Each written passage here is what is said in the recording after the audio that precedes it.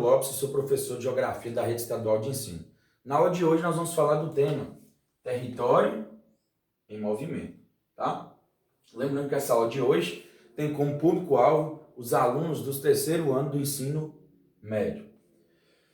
Mas o que é um território, tá? Então existem territórios municipais, os estaduais, os territórios dos países.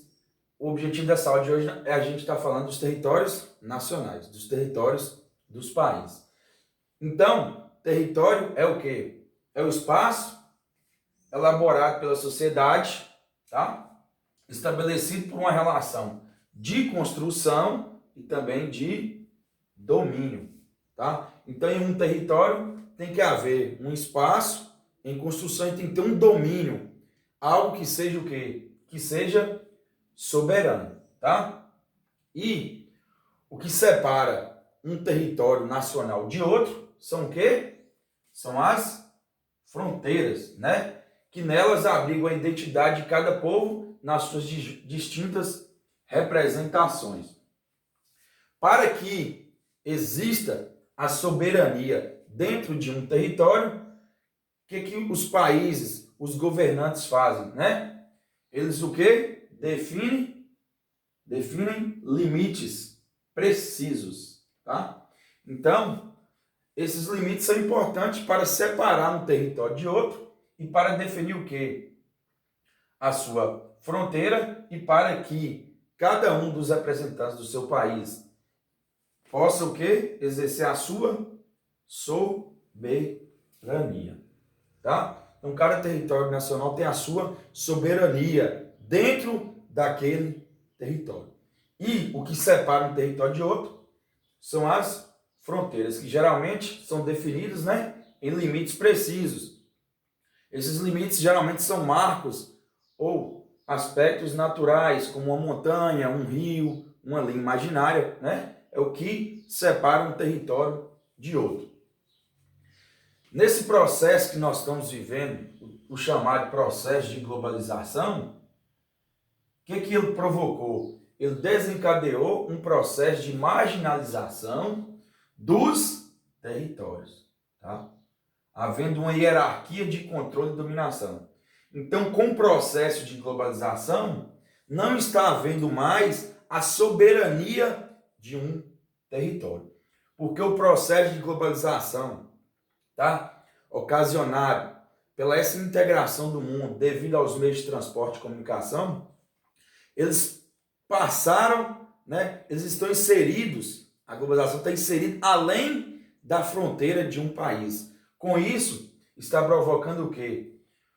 Uma hierarquia de controle e de dominação, tá? Além daquele que é previsto pelos seus governantes. Então, a globalização está provocando uma marginalização dos territórios. Está invadindo os territórios. Então, a soberania não está sendo mais colocada em prática de um território, devido a esse processo global. Tá? O mundo está se integrando cada vez mais. E essa integração, tá? Esse processo de globalização está provocando essa marginalização dos territórios. Havendo com que as fronteiras sejam invadidas por esse processo global, né? Não havendo mais o que? Tanta soberania entre os seus povos, principalmente. Após o fim da União Soviética, o URSS, por volta dos anos 90, né, as redefinições de fronteiras ocasionaram conflitos internacionais.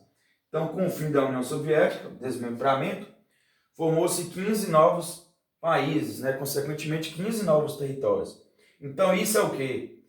Esse desmembramento provocou uma redefinição nas fronteiras, que até 1990 era de uma forma e passou a ser de outra forma. Isso, né?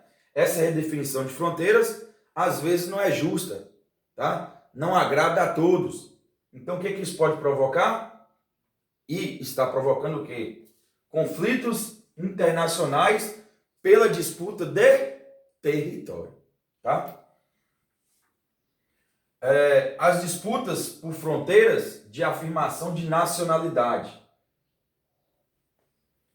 de diversos povos. Então, pelo mundo existem diferentes, né, povos, e esses povos, na maioria das vezes, não possuem o quê? Um território. Então, eles almejam um território. Quais são esses povos? Nós temos vários exemplos desses povos. Nós temos os chechenos, os curdos, os palestinos, os tibetanos, os judeus e os bascos. Tá? Em um território, ele pode ser ocupado por quem? Né? Ele pode ser ocupado por uma população, tá? E também por um povo. Mas não é a mesma coisa, não. Né? População de um território refere-se a quê? O conjunto de todos os habitantes do lugar. Tá? Todos os habitantes que estão aqui no Brasil faz parte da população brasileira. Todos. Seja natos, naturalizados, né? Seja os estrangeiros, eles fazem parte da população brasileira. Agora, e o povo? O povo brasileiro. Quem é o povo brasileiro? São somente os brasileiros natos ou naturalizados. Tá? Então, existe essa diferença entre população e povo. Tá? Geralmente, o povo, eles possuem o quê? Os mesmos hábitos e costumes que são transmitidos de geração em geração. Né? Então, esse exemplo que eu citei fica bem claro qual a diferença de população e povo. População refere-se a todos os habitantes do lugar, tá? E povo refere-se somente àqueles natos ou naturalizados, né? Então, em todo e qualquer território nacional, ele é formado tanto pela população e tanto pelo seu povo. O que é importante salientar é que no mundo existem vários povos que não possuem o território e que almeja esse território. Por isso é fruto do quê? De vários conflitos internacionais, tá? Eu espero que vocês tenham gostado da aula. Vocês podem estar curtindo, compartilhando, dá um like. Se não é inscrito, vocês podem escrever